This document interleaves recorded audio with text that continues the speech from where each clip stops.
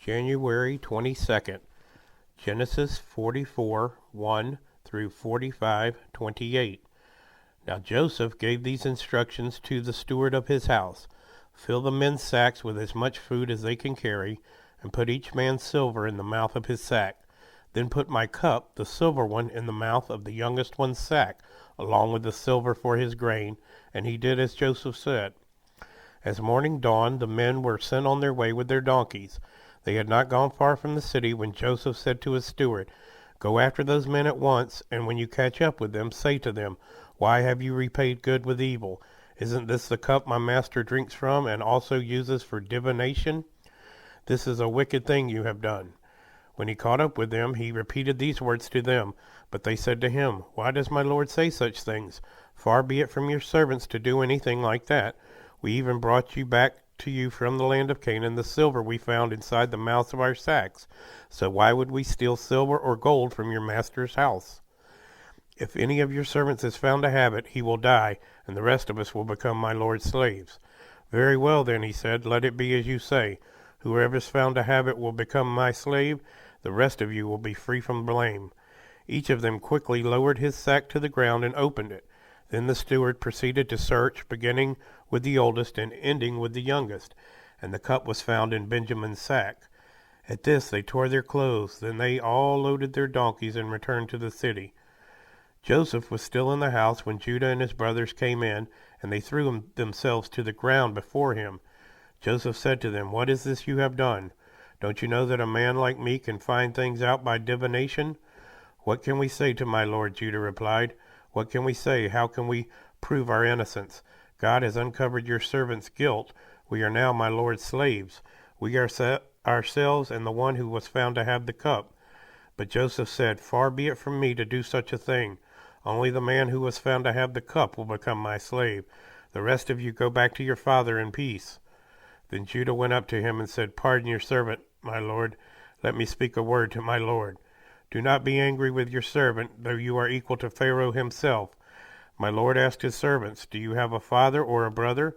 And we answered, 'We have an aged father, and there is a young son born to him in his old age. His brother is dead, and he is the only one of his mother's sons left, and his father loves him.' Then you said to your servants, 'Bring him down to me so I can see him for myself.' And we said to my lord, 'The boy cannot leave his father. If he leaves him, his father will die.' But you told your servants, 'Unless your youngest brother comes down with you, you will not see my face again.' When we went back to your servant, my father, we told him what my lord had said. Then our father said, 'Go back and buy a little more food.' But we said, 'We cannot go down. Only if our youngest brother is with us, we will go. We cannot see the man's face unless our youngest brother is with us.' Your servant, my father, said to us, 'You know that my wife bore me 2 sons. One of them went away from me, and I said, "He has surely been torn to pieces," and I have not seen him since. If you take this one from me too, and harm comes to him, you will bring my gray head down to the grave in misery. So now, if the boy is not with us when I go back to your servant my father, and if my father, whose life is closely bound up with the boy's life, sees that the boy isn't there, he will die. Your servants will bring the gray head of our father down to the grave in sorrow. Your servant guaranteed the boy's safety to my father. I said, if I do not bring him back to you, I will bear the blame before you, my father, all my life. Now then, please let your servant remain here as my lord's slave in place of the boy, and let the boy return to his brothers. How can I go back to my father if the boy is not with me? No, do not let me see the misery that would come on my father." Then Joseph could no longer control himself before all his attendants, and he cried out, "Have everyone leave my presence." So there was no one with Joseph when he made himself known to his brothers. And he wept so loudly that the Egyptians heard him, and Pharaoh's household heard about it. Joseph said to his brothers, "I am Joseph. Is my father still living?" But his brothers were not able to answer him, because they were terrified at his presence. Then Joseph said to his brothers, "Come close to me." When they had done so, he said, "I am your brother Joseph, the one you sold into Egypt. And now do not be distressed, and do not be angry with yourselves for selling me here, because it was to save lives that God sent me ahead of you. For 2 years now there has been famine in the land, and for the next 5 years there will be no plowing and reaping. But God sent me ahead of you to preserve for you a remnant on the earth, and to save your lives by a great deliverance." So then it was not you who sent me here, but God. He made me father to Pharaoh, lord of his entire household, and ruler of all Egypt. Now hurry back to my father and say to him, this is what your son Joseph says. God has made me lord of all Egypt. Come down to me, don't delay. You shall live in the region of Goshen and be near me, you, your children and grandchildren, your flocks and herds, and all you have. I will provide for you there because 5 years of famine are still to come. Otherwise, you and your household and all who belong to you will become destitute. You can see for yourselves, and so can my brother Benjamin, that it is really I who am speaking to you. Tell my father about all the honor accorded me in Egypt and about everything you have seen, and bring my father down here quickly. Then he threw his arms around his brother Benjamin and wept, and Benjamin embraced him weeping, and he kissed all his brothers and wept over them. Afterward his brothers talked with him. When the news reached Pharaoh's palace that Joseph's brothers had come, Pharaoh and all his officials were pleased. Pharaoh said to Joseph, tell your brothers, do this, load your animals and return to the land of Canaan, and bring your father and your families back to me.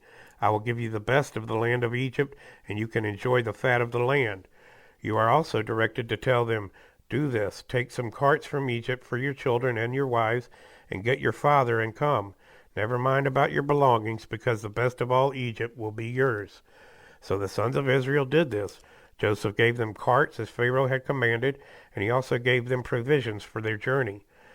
To each of them he gave new clothing, but to Benjamin he gave 300 shekels of silver and 5 sets of clothes, and this is what he sent to his father: 10 donkeys loaded with the best things of Egypt, and 10 female donkeys loaded with grain and bread and other provisions for his journey.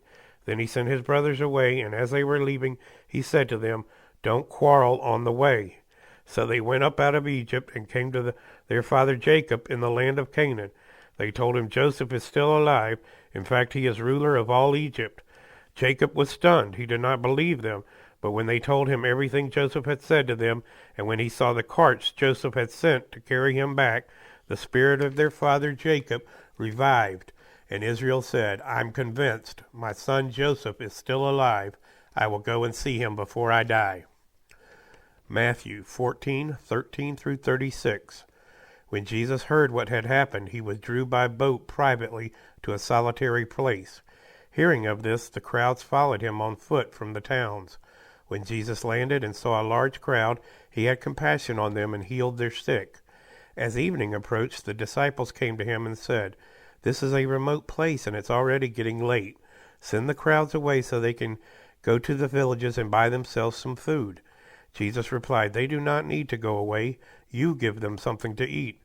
We have here only 5 loaves of bread and 2 fish, they answered. Bring them here to me, he said. And he directed the people to sit down on the grass. Taking the 5 loaves and the 2 fish and looking up to heaven, he gave thanks and broke the loaves. Then he gave them to the disciples, and the disciples gave them to the people. They all ate and were satisfied, and the disciples picked up 12 basketfuls of broken pieces that were left over. The number of those who ate was about 5,000 men, besides women and children. Immediately Jesus made the disciples get into the boat and go on ahead of him to the other side while he dismissed the crowd. After he had dismissed them, he went up on a mountainside by himself to pray. Later that night he was there alone, and the boat was already a considerable distance from land, buffeted by the waves because the wind was against it. Shortly before dawn, Jesus went out to them walking on the lake. When the disciples saw him walking on the lake, they were terrified. It's a ghost, they said, and cried out in fear. But Jesus immediately said to them, take courage, it is I, don't be afraid. Lord, if it's you, Peter replied, tell me to come to you on the water. Come, he said. Then Peter got down out of the boat and walked on the water and came toward Jesus. But when he saw the wind, he was afraid, and beginning to sink, he cried out to the Lord, save me. Immediately Jesus reached out his hand and caught him. You of little faith, he said, why did you doubt? And when they climbed into the boat and the wind died down, then those who were in the boat worshipped him, saying, truly you are the Son of God. When they had crossed over, they landed at Gennesaret, and when the men of that place recognized Jesus, they sent word to all the surrounding country. People brought all their sick to him and begged him to let the sick just touch the edge of his cloak, and all who touched it were healed. Psalm 18:37 through 50. I pursued my enemies and overtook them.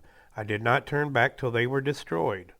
I crushed them so they could not rise. They fell beneath my feet.